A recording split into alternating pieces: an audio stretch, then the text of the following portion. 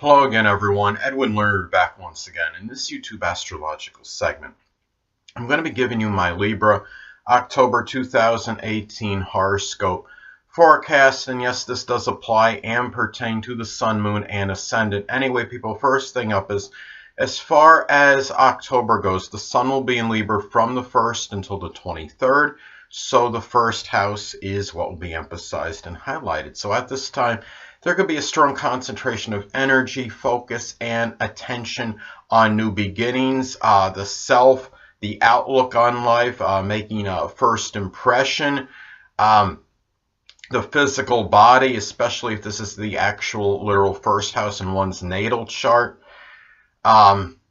And just and really again about new beginnings, and really and also too, you might find yourself to want a little bit more, having a little bit more vitality and energy at this time than usual, especially creative energy, maybe perhaps towards something Libra-like, such as something with the arts. Anyway. And given that this is this is Libra energy, this could be done with a lot of balance, a lot of fair-mindedness. Remember that the first house is about the early childhood, so you could be showing a lot of tact, diplomacy with people from your early childhood. These first house matters may be done again with a lot of balance and fair-mindedness, and really, unfortunately, with a lot of perhaps ambivalence and indecision as well, and perhaps especially in regards to new beginnings.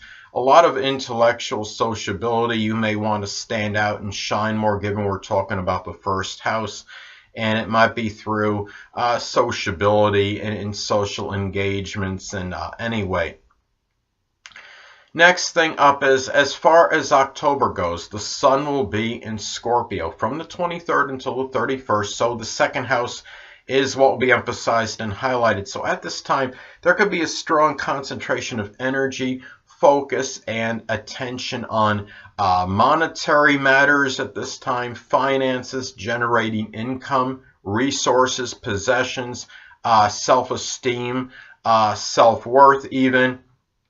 And given that we're talking about Scorpio energy, this could be something that could be, these second house matters could be gone about perhaps with a lot of emotional intensity, resourcefulness.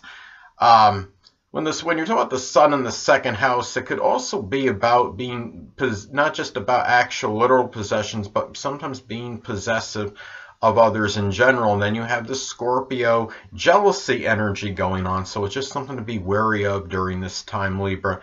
And also, again, this could be done again with this other Scorpio energy. This second house matters may be done with, could be with a lot of intractable and willful energy as well, and also being able to go perhaps through a lot of subterfuge and superficiality, and especially perhaps with matters with people that maybe you generate money at. It could be very easier to go through duplicity, and even over matters, over monetary matters. I mean, if somebody's saying, well, I can't pay you, I don't have that much, you may be able to better gauge and understand if they're actually telling you the truth or if they're lying, as an example. So anyway, next thing up is there will be a new moon in Libra on October 8th. So the first house is what will be emphasized and highlighted. So this is really the ideal placement for new moon. The first house is about new beginnings. New moons can be about embarking on some kind of new beginning, some new endeavor. And given this is Libra energy, I mean, it could be a time where you might start something new that could be Libra-like. And it's a good double whammy. The first house about new beginnings and new moon about new beginnings as well. Could be something connected with art, I mean, such as sculpting, drawing, or painting, or something with the law, such as starting a job as a position as a paralegal, a lawyer, a judge, a bailiff, or doing something with arbitration, negotiation, relationships such as a marriage counselor. But also could be a new period where you might rekindle a Libra connection from an early childhood. It could be with the Libra Sun, Moon, or Ascendant, or simply one that embodies Libra-like characteristics. Could also be another way of this could manifest, I think, could be a new period of fairness, really to oneself. And I mean, and again, another new Libra beginning, as an example, could be starting something as a graphic artist. And also, this could be a time too where you may just, just have a new period of maybe making a more of a balanced, as far as the self goes, balanced, new beginnings, trying to balance these things out, because Libra is about balance. And anyway, well, the next thing up is as far as this forecast goes, you'll have the full moon will be in Taurus on October 24th. So the 8th house is what will be emphasized and highlighted. So at this time, this could be a period, as far as this goes, the full moon, in Taurus, you're talking about the 8th house, you could become tired, exasperated, or full, so to speak, of an overly obstinate, stubborn, unyielding, even boring or stolid, maybe person you're in an intimate or sexual relationship with. It could even be an actual Taurus or Taurus Sun, Moon, Ascendant, or one that simply embodies Taurus-like characteristics. It could be a time where you may perhaps make a completion on a transformation that required a lot of dogged effort, a lot of persistence, patience, and perseverance. Some cases this could manifest perhaps in the unveiling or revelation, perhaps of some money that might be found that could be 8th house related, or there's a disclosure of it, such as maybe money that may have been owed to you through some kind of inheritance, or something connected with shared resources that might have gone missing for some time or unaccounted for, but you were able to find it. So anyway, it could also be, in some cases too, this could be a time where you might put a lot of full, very calm, composed, unflappable Taurus-like energy into dealing with a crisis. So anyway, next thing up is Mercury will be in Libra as far as October goes, from the 1st until the 9th. So the 1st house is what will be emphasized and highlighted. Well, at this time, Libra, you might find yourself being more loquacious, more talkative than usual. Given that this is Libra energy, you might find yourself even more inclined to attempt to ingratiate yourself with groups and talking a lot with people in them. And it might be in some way to perhaps, just for showing a lot of, in your conversations with them, being very charming, diplomatic, and really tactful. Now, also too, this could be a time where you may have more, having conversations perhaps with people from your early childhood. It may be also another way this can manifest. Remember that Mercury is also, it's not just about communications, it can be about siblings as well. And this could be a time where you might have Libra siblings, or it could be Libra Sun, Moon, Ascendant ones, or simply ones that embody Libra-like characteristics. That may figure more prominently in new beginnings. It could be making as far as your outlook on life in general goes. It could be on, in some cases, maybe how you, maybe your appearance, even to some degree, and really, and also too, another way this could manifest is that you be really doing a lot more. Mercury in Libra can be about weighing a lot of pros and cons, and it might be where perhaps matters connected with new beginnings or doing something for the physical body, which, of course, would be more emphasized if this is actual the 1st house in one's natal chart, and making a first impression on others. You're weighing a lot of pros and cons, and there might be some ambivalence and indecision as far as that goes. So anyway, next thing up. Well, Mercury will be in Scorpio as far as October goes, from the 9th until the 31st. So the 2nd house is what will be emphasized and highlighted. So at this time, you might find yourself having more deep, provocative, and even incisive, insightful conversations, perhaps with people at the place you generate income with. You might be thinking more deeply about matters connected with your self-esteem and self-worth at this time. Your mind may be dominated by making money at this time, but given that Mercury's in secretive Scorpio, you may not really be talking really that much about it at this time. And the mind might be really about transforming your income at this time as well. And again, Mercury can also be about siblings. So it could be that perhaps Scorpio siblings, they could be Scorpio Sun, Moon, Ascendant people, or ones that embody Scorpio-like characteristics, might figure more prominently in your self-worth, your self-esteem, and even perhaps in accumulating possessions and resource and really about resources at this time more so than usual. Hold on a minute, people.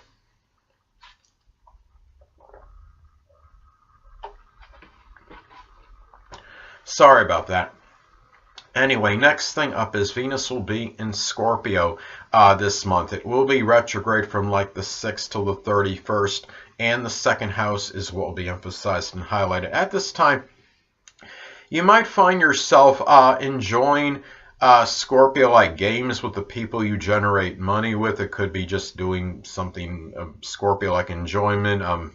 Could be using a Ouija board or playing some astrological game, or playing Clues, something that could be Scorpio related, something connected with mystery, or even recycling. I mean, it could also be, I mean, you might connect with a Scorpio at that place you're generating income with. It could be a Scorpio Sun, Moon, or Ascendant, or simply one that embodies Scorpio-like characteristics. It could be, given that it's going to be retrograde for the majority of this month, it could be you may be going back to a Scorpio relationship, a Scorpio Sun, Moon, or Ascendant, or a person that embodies Scorpio-like characteristics. It could be one that maybe played a very strong role in your self-esteem and your self-worth. And also, too, this could be about really putting value and going beyond subterfuge and superficiality with maybe people at the place you generate income with. It could be someone that maybe plays a strong role in your self-esteem, self-worth, or somebody that may have played a strong role, figured prominently in your possessions and resources as well. So, and really a non-superficial connection you would not put much value in at this time. It would be the ones that would be deep, that are the ones that you would likely put more value in during this time, as the second house is connected with values. Anyway, next thing up, Mars will be in Aquarius, so the fifth house is what will be emphasized and highlighted. At this time, well, you may experience really with lovers or children, the situation with them might be more contentious and acrimonious than usual. You might become angry at idiosyncratic, bizarre, unusual behavior connected with them. You may be having more fights with friends that might impact your fun, amusement, and enjoyment. And it could be that at this time too, you might this could be about, it could manifest perhaps as very spontaneous, unpredictable energy into something connected with speculation or gambling, but also perhaps putting a lot of selfless and humanitarian energy into perhaps people you share a hobby or amusement with, matters pertaining to children, and perhaps romantic partners as well. And at this time, if you're unattached at this time, Libra, you may connect perhaps with an Aquarius Sun, Moon, or Ascendant, or simply one that embodies Aquarius-like characteristics for perhaps a sexual relationship that may be somewhat superficial. So anyway, next thing up is Jupiter will be in Scorpio still, so the second house is what will be emphasized and highlighted. At this time, well, this could be a positive period perhaps for luck and fortune, maybe making a transformation in terms of income generated, how you make money, and also perhaps this could be a positive period for showing exuberance and enthusiasm in Scorpio-like things and making money. It could be something connected with astrology, the occult, supernatural, magic, forensics, investigation, recycling, doing anything connecting with transforming, such as like maybe doing something with like rebuilding a vehicle or engine. Also, as I've stated in previous videos, that Jupiter can be rather paradoxical. It could be very strongly benign and benevolent, but it could also have a tendency to enlarge and expand. In some cases, this could likely expand or enlarge perhaps nefarious, surreptitious, even manipulative behavior at that place that you make money at. It could be in matters connected maybe with possessions and resources that you may have. It could also, I mean, in any way, it could be over, and it could be even with people maybe that you value as well at this time, or played a strong role in your self-esteem and your self-worth. So anyway, also too, looking at this could be a period where it could be very auspicious for making a transformation in your self-esteem and self-worth, and also perhaps developing or adopting a very profound philosophy in self-esteem, how you feel about yourself, and also monetary matters and possessions perhaps as well. Anyway, next thing up, Saturn will be in Capricorn still, so the 4th house is what will be emphasized and highlighted. At this time, you might find yourself dealing perhaps with more limitations and restrictions than usual in matters connected with the home and the family life. You may find at this time that you might be taking care of a debilitated or sickly family member, or someone that you just simply feel close to home with. And it could be something Capricorn related, such as something with the knees, the bones, or the joints, and maybe making you feel somewhat despondent and melancholy at this time. This could be about a time where you might find yourself doing a lot of laborious work that might be tied in for your end-of-life period, working very hard, so you have perhaps an end-of-life period which may be more favorable for you. And also really about doing, maybe older people might figure more prominently in at this time in developing some kind of foundations and even your traditions perhaps as well at this time. So anyway, and also and it could also be too, I mean, the 4th house is also about who you are at the core, so you might be feeling some sadness or despondency about what you're seeing as far as who you are at the core at this time. So anyway, but also taking responsibility perhaps into getting in touch with really your roots and traditions, ancestry at this time. Anyway, next thing up, Uranus will be in Taurus still, so the 8th house is what will be emphasized and highlighted at this time. Well, in some cases, this could manifest in Taurus friendships figuring prominently in maybe making a transformation or major change in your life in a crisis situation, or even some kind of moral, emotional, or even monetary support. They could be Taurus, Sun, Moon, Ascendant people, or simply ones that embody Taurus-like characteristics. And a lot of this, whether it's to your benefit or not, can be dependent perhaps on aspects this makes. If this makes an adverse aspect to your natal Jupiter, say, well, then the luck might not be so good, and they might actually be causing maybe a crisis with you, or maybe they're actually not really, they're not doing their part in terms of their emotional support, or they might be really going the other way as far as that goes, or doing some, or really going the opposite way as far as the emotional support goes and the monetary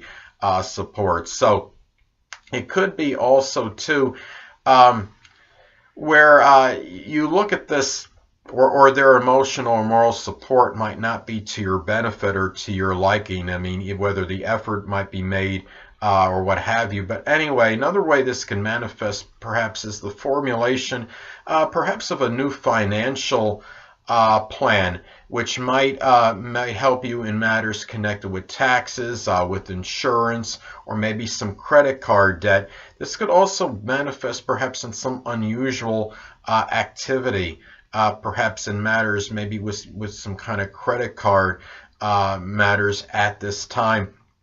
And you may be getting, in some cases, it could be an unanticipated tax break or payment. And again, a lot of this could be predicated on aspects that this transit makes. If it makes, again, a positive aspect to, say, even Venus or Jupiter, that could be auspicious perhaps for getting perhaps an unanticipated tax break.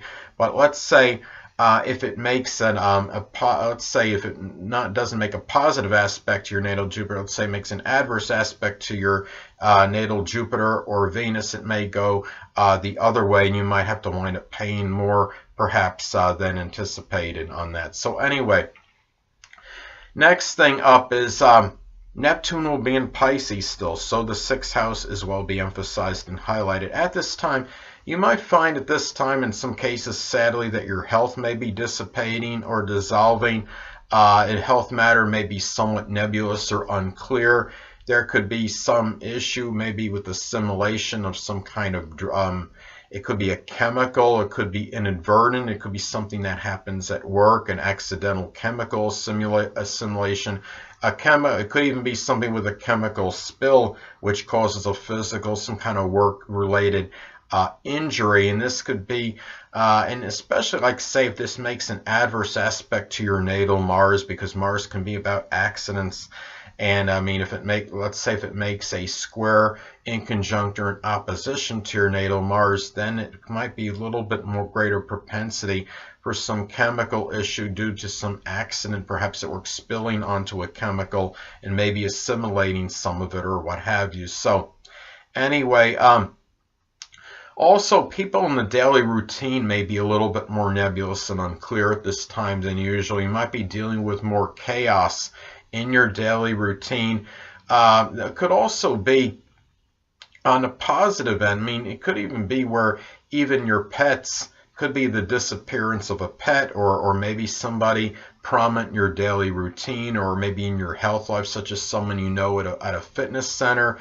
But on a positive note, this could also manifest in doing something, Neptune, that's work as far as your work and employment goes. It could be something connected with the metaphysical, which could include astrology or chemistry, photography, oceanography, something with special effects, or illusion, something with spirituality, something as pharmaceutical work, something that could be Neptune related. Hold on again a second, people.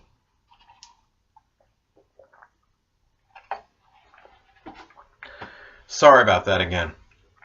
Next thing up is Pluto will be in Capricorn still, so the 4th house is what will be emphasized and highlighted. At this time, you may be dealing with, perhaps in some cases, I know a lot of you don't want me to say the dreaded D word, but you know I'm going to anyway. It could be an actual literal death in some cases of a home or family member.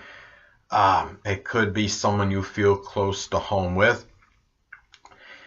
Also, too, you might be dealing with more upheavals and power struggles with people in your home and family life. It could also manifest perhaps in digging deep into your roots and traditions and perhaps who you are at the core.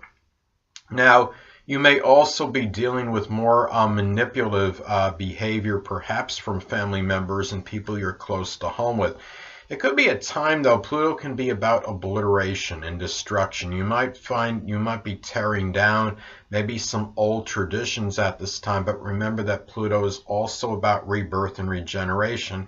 So, I mean, when something is torn down and obliterated with Pluto, it could often be supplanted, and you might find yourself replacing them, these traditions, and maybe starting. And also, at this time, as far as your traditions go, it could also be about it might be some foundations maybe that you had at one time, but you might be tearing them down as well, and also starting maybe some new ones as well. So Anyway, and also really it could be a good, it might be a period for transformation of your home. It could be some kind of renovation period that you may be going through at this time. So in some isolated cases, this could be about the literal obliteration of a home, or in some cases like you might have something disastrous like a tornado hit it, but this is very isolated, of course. So anyway, next thing up.